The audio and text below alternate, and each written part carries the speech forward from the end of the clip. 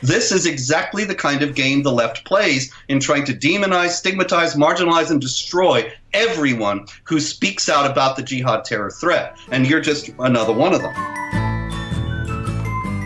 Hello, my name is Matt Orchard, and welcome to 50-50 Bias Both Ways. This is a podcast where I talk to the most controversial people I can find and then deliver two incredibly lopsided interviews back to back. The first 15 is as cordial as I can make it, and the second 15 is as contentious as humanly possible.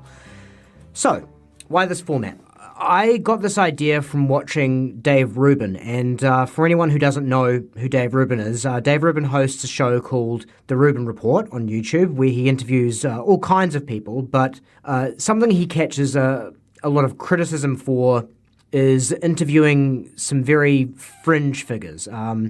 A lot of them would be categorized as the far right, rightly or wrongly, but the point is that they're controversial. Now, it's not so much that he interviews them, according to his critics, it's that he often doesn't really challenge them, or he barely challenges them.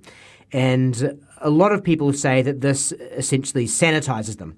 Personally, I don't know about that. I definitely understand that point of view, but what I think when I hear people level those kind of criticisms is it's like they're essentially saying, well, yeah, of course I'm really super smart, so I can make up my own mind, but all these other plebs will see this and they'll just totally accept everything this person is saying, and they'll never take any time to look things up for themselves. Now, personally, if I hear about a very divisive or even a nearly universally hated person, for that matter, the idea of an outlet where I can actually hear them explain their views without being on the back foot all the time sort of appeals to me. I mean, even if I end up disagreeing with like 99% of what that person says, if they say just one thing which I didn't know before, or even if they have an angle I'd never really considered, I guess I consider myself a richer person for it. So they might not get a chance to convey those things, I guess is what I'm saying, if they're always on the defensive. Having said that, though, there is obviously a lot of value in vigorous debate, and I think often that arguments can be a lot more illuminating than just interviews. The problem is, though, if you're watching a really heated, contentious interview on YouTube and you scroll through the comments, invariably you're going to see fans of the subject of that interview saying things like, oh, the interviewer was just out to get them from the start, so much for objective reporting, and so on and so forth. So I guess there's no pleasing everyone. And for me, that's the thing that will be the most interesting about this experiment over the next 7 weeks. Will it just be that people who are tuning in because they're fans of the person that I'm talking to really love the first half, but they hate the second, or vice versa? Or will people actually dig getting both styles in one sitting? Let me know either way on the Facebook page. It's Facebook/5050 Matt Orchard, or the subreddit, which is r/5050 podcast, or the website, which is the5050podcast.blogspot.com. It's 50 with numbers, not letters, in all instances. And if you like what you hear, please do feel free to rate and review on iTunes and push it up the charts. Now, the way I had this podcast panning out in my head when I was going through the planning stages was that I would start with a somewhat controversial guest, and then slowly sort of ramp things up to a big crescendo at the end. And let's just say sometimes things don't pan out quite how you were planning in your head, and we're certainly starting things off with a bang today. So Robert Spencer is no stranger to debate, and personally I feel like he hosed me a little bit in the second half, which may wind up being a bit of an on-running theme of this podcast, but as far as I'm concerned, that's just part of the fun. Mr. Spencer is the director of jihadwatch.com. He has authored multiple books, including 2 New York Times bestsellers, is currently banned from entering the UK, and is listed by the Southern Poverty Law Centre as an extremist. But then again, who isn't? Without further ado, Robert Spencer. I'm joined by Robert Spencer. Robert, thank you so much for doing the interview today. Thank you. Happy to be here. Now, just first of all, Robert, I know that you've done approximately 1.5 billion interviews or so over the years, so I'm sorry to retread old ground here, but just for anyone who's completely new to you, just tuning in, just wondered if you could quickly just explain a little bit about what it is you do and also how you came to be so interested in this particular area. Yes, Jihad Watch is an organization that is dedicated to giving information about the motivating ideology behind the jihad threat. There is a website, jihadwatch.org, that offers every day the information about jihad activity and the motivating ideology behind it. I'm the director of Jihad Watch and the author of 17 books on Islam and jihad, including The Politically Incorrect Guide to Islam and the Crusades, and The Truth About Muhammad, a biography of the Prophet of Islam, and the forthcoming Confessions of an Islamophobe. I do not actually believe in Islamophobia in the sense of the victimization of innocent people, which is never, of course, acceptable. Sure. But the word is also used for criticism of the way in which the Islamic jihadis use the texts and teachings of Islam to justify violence and supremacism and hatred, and that is what I am obviously trying to stand against. And in that sense, Islamophobia is just a smear word trying to foreclose on honest discussion of these issues. And I am interested in this topic for a number of reasons throughout my life now, but it goes back to my early days and hearing stories of my grandparents in the Ottoman Empire and how they were exiled from the Ottoman Empire, which made me want to know why that had happened and under what circumstances, which led me into study of Islam now for, almost 40 years. Sure. So you were talking about how Islamophobia, the word you don't really believe in. Would you think it's fair to say that it's a word that's normally thrown around, I guess, as a bit of a shame tactic to stop people from talking about the sort of ideological roots of a lot of the sort of terrorism that we see coming from Islamic extremists? Would that be kind of your position there? Yeah, that's exactly right. That there's a deliberate conflation of two quite distinct and different phenomena. The first being the victimization of innocent people by racist redneck louts. Insofar as those incidents are genuine, they're always to be condemned. And meanwhile, there's also the term used, the same term, Islamophobia, used for honest investigation of the motives and goals of the terrorists. And so in that sense, there is no connection between the second meaning and the first, and the conflation of the two is designed to discredit the second meaning and to prevent honest discussion of the motives and goals of the terrorists. Okay.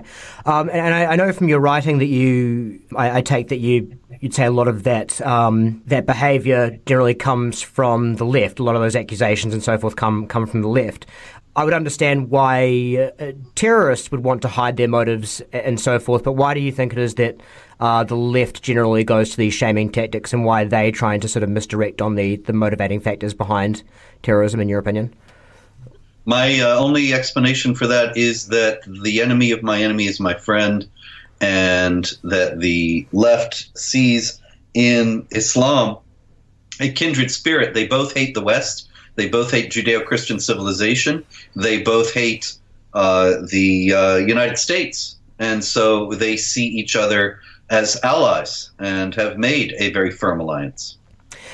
One thing I've noticed about a lot of reactions to Islamist terror attacks, and this is especially in cases like, say, the riots after the Danish cartoon controversy, or more recently, I think 2013, the shooting at Charlie Hebdo. A lot of commentators, I mean, to be fair, commentators did universally condemn the violence, but many people also took time aside to say things like, those cartoons were very offensive. They felt the need to note that. And they say it's not a justification, but I personally find it hard not to take that as some kind of tacit justification, and at least to some degree. I mean, it would be hard to imagine, for instance, that kind of commentary if a Christian set off a bomb at a performance of Jesus Christ Superstar or what have you. I mean, where do you think that comes from? Is that the same thing you were saying before? It's general hatred of the West, or? Yeah, absolutely. Look, what is exactly offensive about most of these cartoons of Muhammad? I mean, there are some that are in very poor taste out there, and some of the Charlie Hebdo ones were, but I don't think that that's because they were of Muhammad per se. I think that cartoons of people performing various sex acts with animals or things like that, those are offensive in any context. And I'm not really interested in defending that kind of thing. But to say that a cartoon, the most famous cartoon of Muhammad, the cartoon of Muhammad with a turban that's actually a bomb, is something that, what's exactly offensive about that? There are political cartoons that are far more abrasive and far more critical of political figures all the time, and nobody bats an eye. And there was, of course, the famous crucifix in the jar of urine a few years back that was hailed as art, and it was given a National Endowment of the Arts grant and so on. And that's art. That's not offensive. But when you have Islamic jihadis invoking the Quran and the example of Muhammad in order to justify violence all around the world, you can't take note of that in a lampoon. It's ridiculous, really, and it speaks to the fact that there is a concerted effort to stigmatize, marginalize, and destroy anybody who speaks the slightest critical word about Islam today. Well, just bringing up the point you were raising about the bomb and the turban, from what I understand, and correct me if I'm wrong, but the in certain schools of Islam, at least, Orthodox Islam, it's not about the content, it's not about the bomb or how profane it is, it's the depiction of the Prophet Muhammad in general, right? I mean, it could be a stick figure, it could have no additional commentary, and that's the offence, not the additional content. Is that right, or...? Yeah, you're right. As a matter of fact, that even underscores the ridiculousness of the West's solicitousness about this. Because if I draw a stick figure, then nobody cares. It's a stick figure. But if I draw a stick figure and then write Muhammad, this is Muhammad, underneath, then suddenly this becomes an international incident.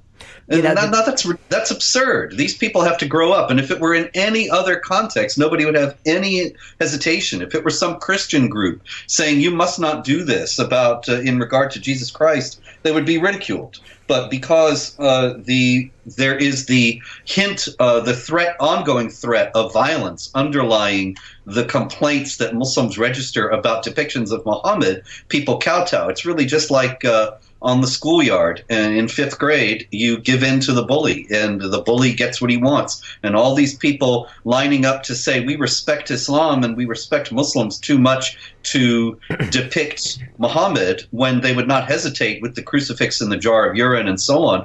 That's not real respect. That's just, they know that they might get blown up, and they are not willing to take that kind of risk. And I mean, that just kind of brings me back to the note about, I guess, the sort of hypocrisy and double standards on the left. You were talking about how the enemy of my enemy is my friend, but I wanted to just quickly bring up areas where it's the enemy of my friend is still my friend for some reason. The sort of ignoring certain trends when it comes to social views in the wider Muslim world. So, for instance, and I'm sure this isn't news to you, but last year there was a Channel 4 poll of just the general Muslim public in Britain. And one of the findings they discovered was that 53% of British Muslim respondents thought that homosexuality should be illegal. And just to put a finer point on that for listeners, that's not 53% against gay marriage, just the gayness in general, lock them up, was essentially the position. Now, the left are definitely known for being socially progressive and very in favour of gay marriage and these kind of causes. So in situations like that, why do you think there's such a blind eye from so many publications and commentators? Well, the left, as well as everybody else, they have priorities. And there are things that are important to them and things that are less important to them. And this is true across the board. What is noteworthy in the left's dealing with its Islamic allies and dealing with Islam in general is that a hierarchy of values among leftist causes has been revealed. And Islam trumps everything. Islam and the anti-Americanism of Islam.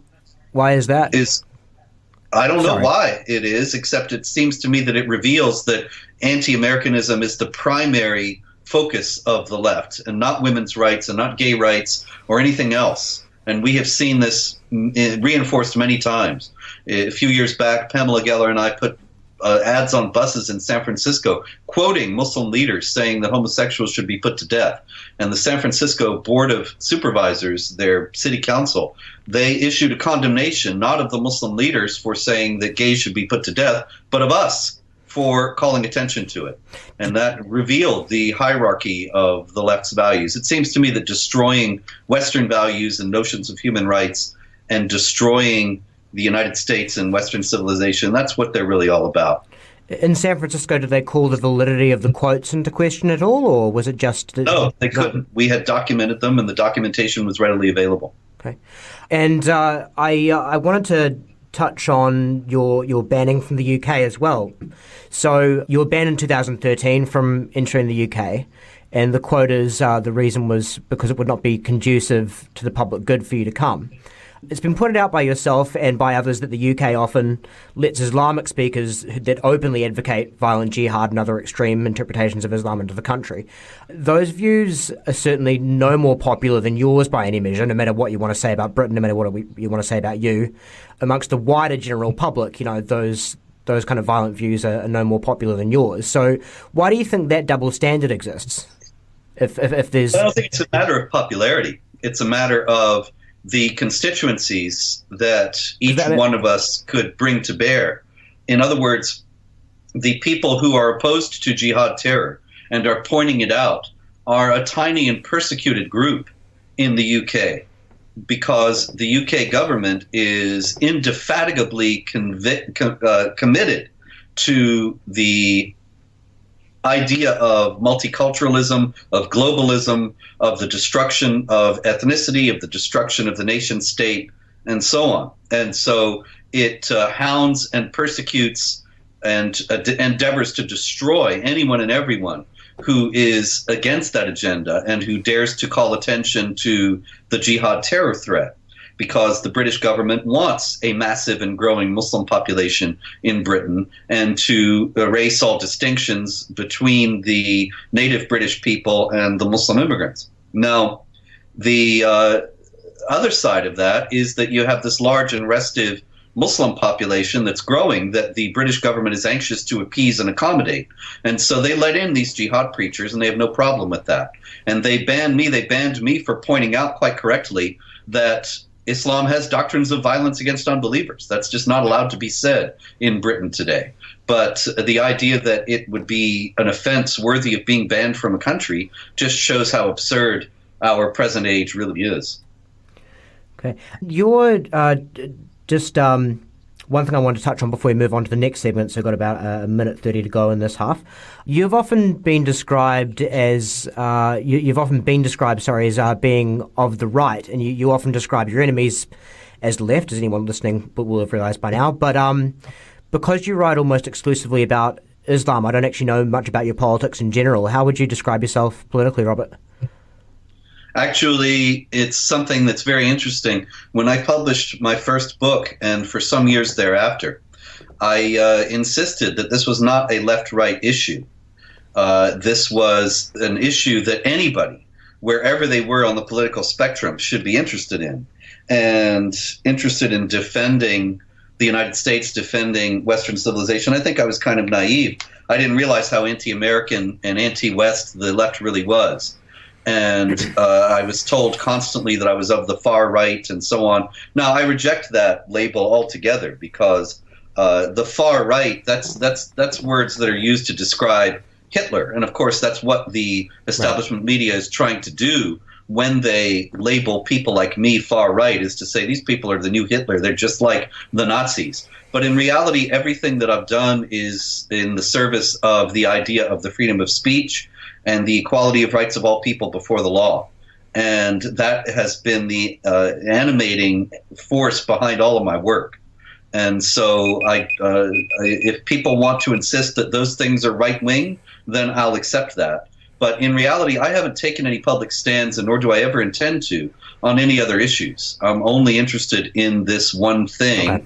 And this is because I believe that it is a matter of life and death for a civilization that's based on principles of human rights that I believe in very strongly. And so this is not, as far as I'm concerned, a political issue that only one side of the political spectrum should endorse, but the other side of the political spectrum has gone so nuts and become so, frankly, traitorous that they're really, then they have made it into a partisan political issue, and so it is. Well, I don't know if you heard the little beeps going on during that last closing section, Robert, but we're on to the fun part.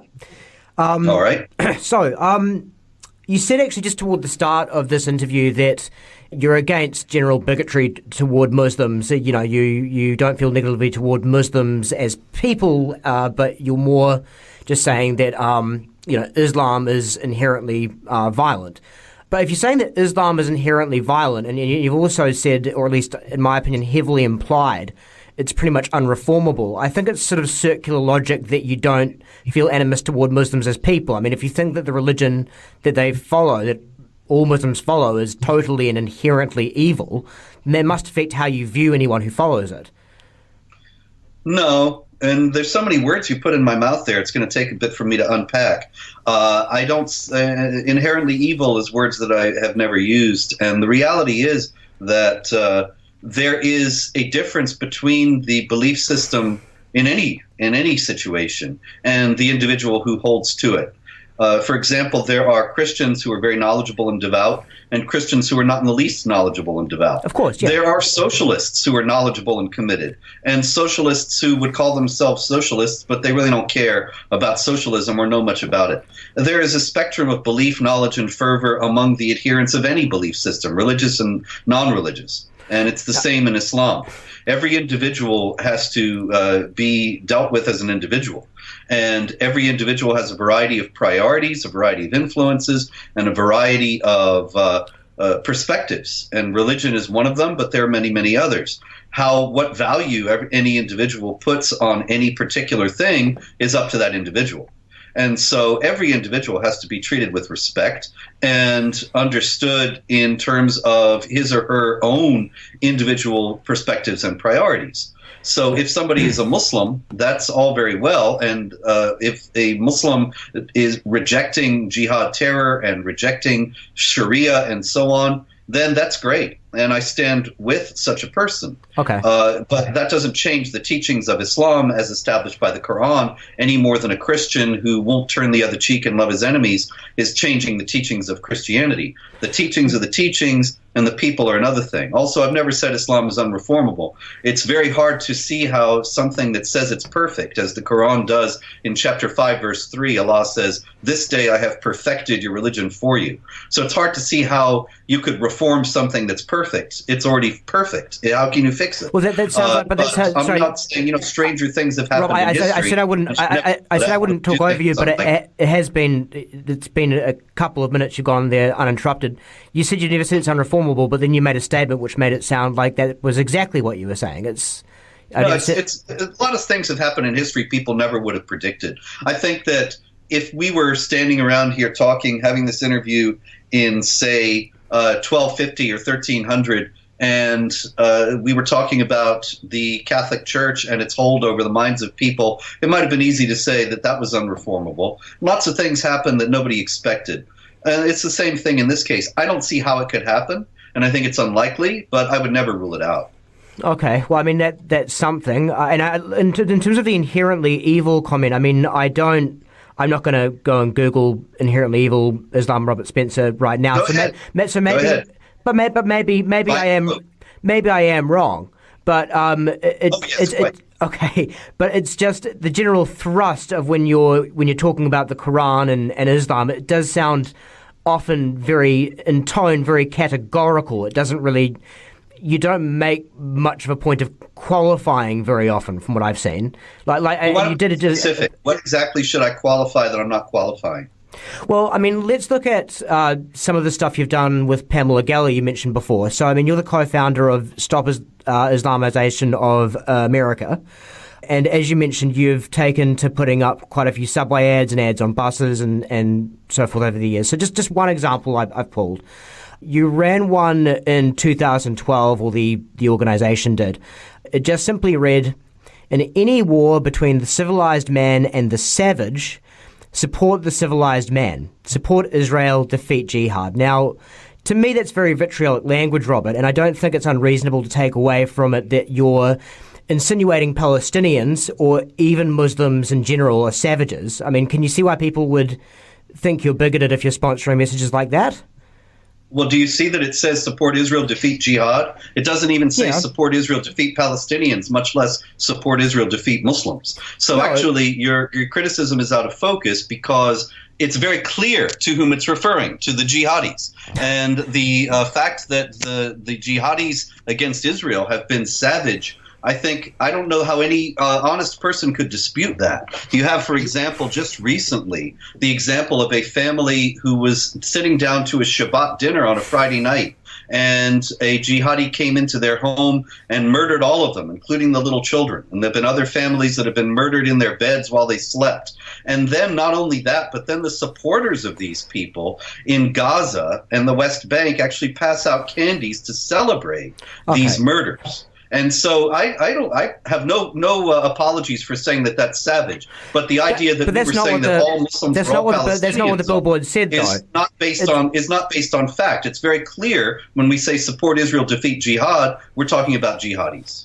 So you really don't think there's any implication toward the wider Palestinians or even the wider Muslim community in that? I mean, just before you reply to that, just to give you an example, let's say we did the reverse of the billboard, and I don't want to go too deep into the Israeli-Palestinian conflict because A, I'm under-read, to be honest, but and B, we don't have that much time. But I mean, I would say, just for disclosure, I consider myself to be broadly sympathetic toward Israel, without, as I said, going deep into it. I do think it's a nuanced situation. But sorry, I'm rambling a bit too much there. But let's say the subway ad read the reverse. So in any war between civilized man and the savage, support the civilized man. Support Palestine, defeat Zionism. Well, it's exactly the same, except the inverse. I mean, my question is, I mean, I know you disagree with the statement, obviously, but if you were a Jewish person looking at that ad, would you not feel it was somewhat anti-Semitic? Well, the thing about Zionism is that you do have Jews who are anti-Zionist, but the idea of being against Zionism is ultimately something that is saying that Jews have no right, that everybody else in the world has a right to a homeland except Jews, essentially. And so it is inherently anti-Semitic.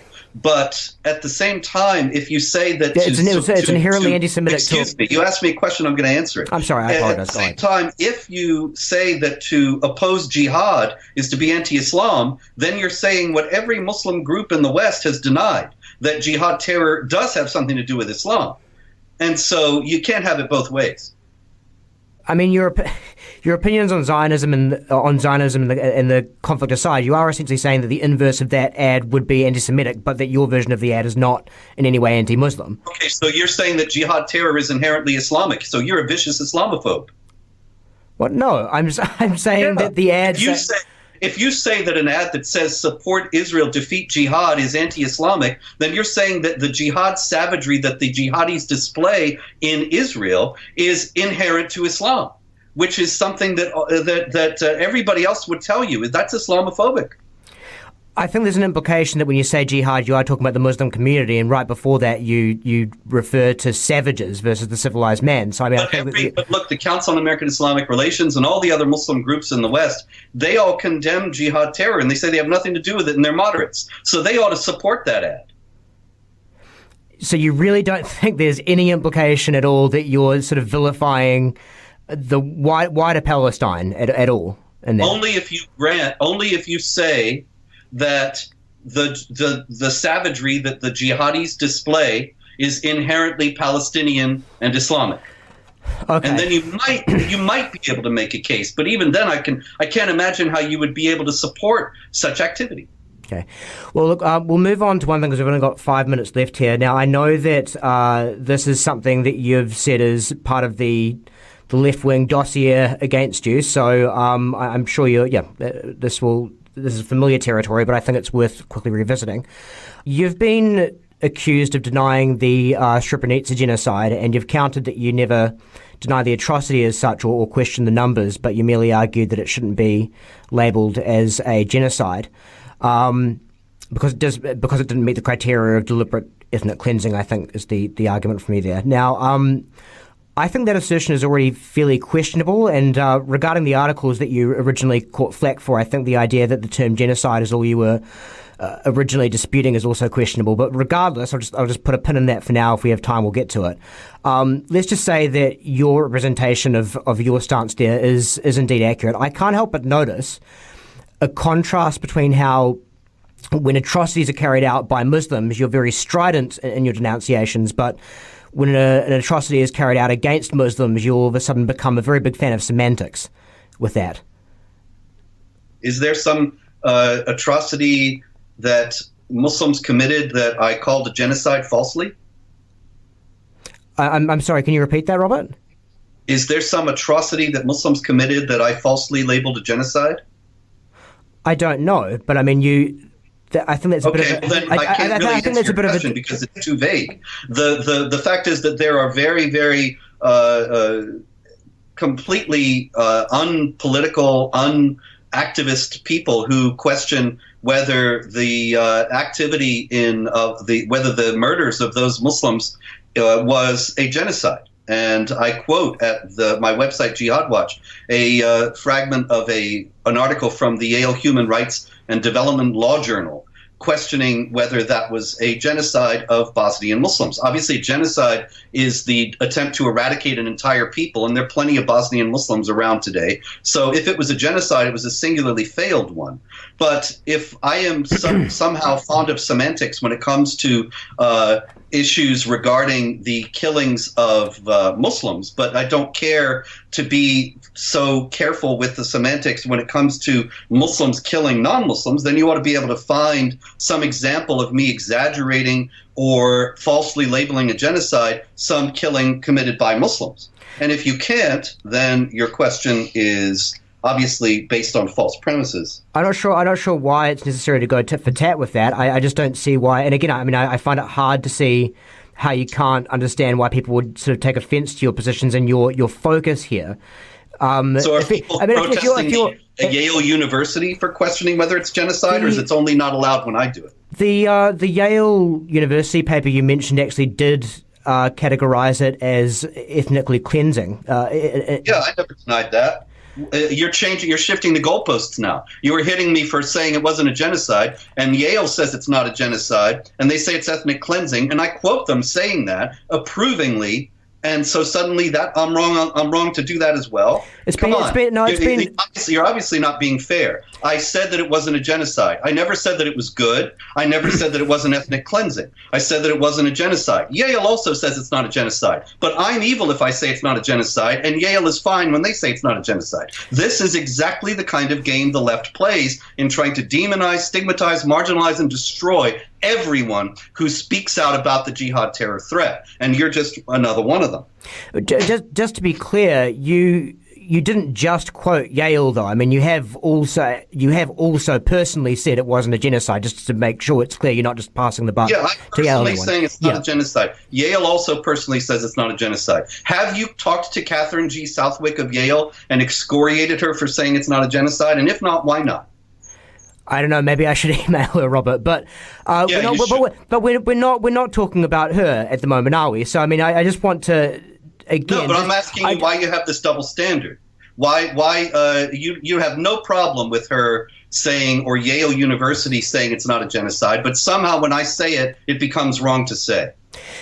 So do you not see that if you make a point of looking at an atrocity, and the main thing you want to talk about is what language we should be using about it, and you make a big point of that, that sort of, it speaks a bit about your priorities. It kind of shows a certain a callousness towards the Muslim people. I mean, do you not kind of see how that perception could exist? Just forgetting Catherine for a moment. So, what on earth how on earth does this manifest a callousness toward the Muslim people? If I acknowledge that there was a killing and acknowledge that it was ethnic cleansing and say that it was a terrible thing, what else do you want exactly? You want me to go to the site and weep? What do you want exactly? I mean, the idea that it's somehow a callousness to speak about this accurately and to reject hysterical exaggerations of the what happened there. But it's perfectly all right for Yale to do so. Once again, you're manifesting a double standard that is based solely on an animus toward calling attention to the reality of jihad terror and not on any actual wrongdoing on my part. Well, that's it, Robert. That's the half hour. Look, I do, regardless of any disagreements or anything, I do appreciate you taking the time to talk with me today. And thank you. And I know I'm not really offering you much of a platform, and you do, you're up for the argument for the sake of the argument, and I certainly have respect for that.